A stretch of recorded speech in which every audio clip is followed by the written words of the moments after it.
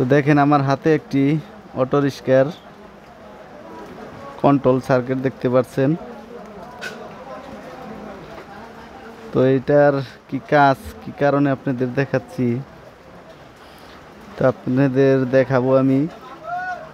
আসলে অনেকেই বলে যে, যারা মসপেট বিক্রি করে তারা বলে যে আসলে অটো রিক্সার মসপেট ভালো না। তো আপনাদের এখন দেখাবো যে অরিজিনাল একটি বুটের মসপেট আর একটি হচ্ছে হলো আপনার আমাদের বাংলাদেশ মার্কেট থেকে কিনে। তো কোনটার কি তফাৎ আমি আপনাদের দেখাবো। তো ভিডিওটি আশা করি দেখতে থাকেন। আমি একটি মসপেট এখান থেকে ভেঙে নিব। তো এই মসপেটটি আমি এখন ভেঙে দেখাবো যে আসলে এটার ভিতরে কেমন, আর মার্কেটে যেটা থেকে কিনছি আমি সেটাও আপনাদের একটি দেখাবো। আশা করি ভিডিওটি সবাই পুরা টোক দেখবেন। তো আপনাদের দেখানোর জন্য এটা হচ্ছে নতুন মসপেট, এটা হচ্ছে আমার কন্ট্রোলার সার্কিটের মসপেট। আমি এখন দেখাবো ভেঙে আসলে কোনটা কেমন। আশা করি ভিডিওটি দেখতে থাকেন। আগে মার্কেটের যেটা সেটা কিন্তু আমি এখন ভাঙবো। ভিডিওটা একটু লম্বা হয়ে যাচ্ছে আপনাদের দেখানোর স্বার্থে। তো দেখেন এটার ভিতরে কিন্তু এইরকম। তো আমি এখন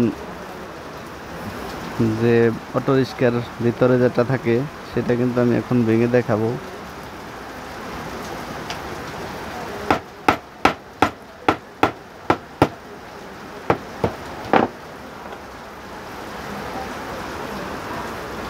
তো আপনারা নিজেরাই দেখেন কোনটা কেমন। দেখতে পাচ্ছেন ভিডিওতে আসলেই এটা কিন্তু নতুন মসপেট আর এটা কিন্তু পুরাতন, যেটা আমি সার্কিট থেকে খুলে নিয়েছি। আসলে অনেকেই বলে এগুলো মসপেট ভালো না, কিন্তু আমি বেশ অনেক বছর ধরে এই মসপেটগুলো চালাচ্ছি। তো আমার আসলে কোনো প্রবলেম হয় না।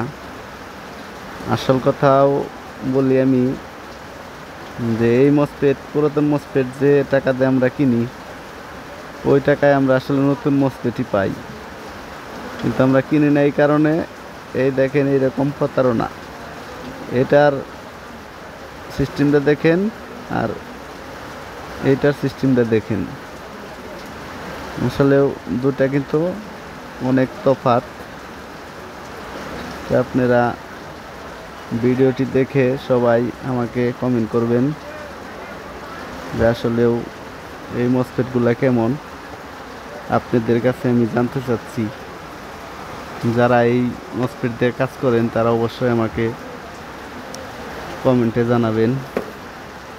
ধন্যবাদ সবাইকে, সবাই ভালো থাকবেন।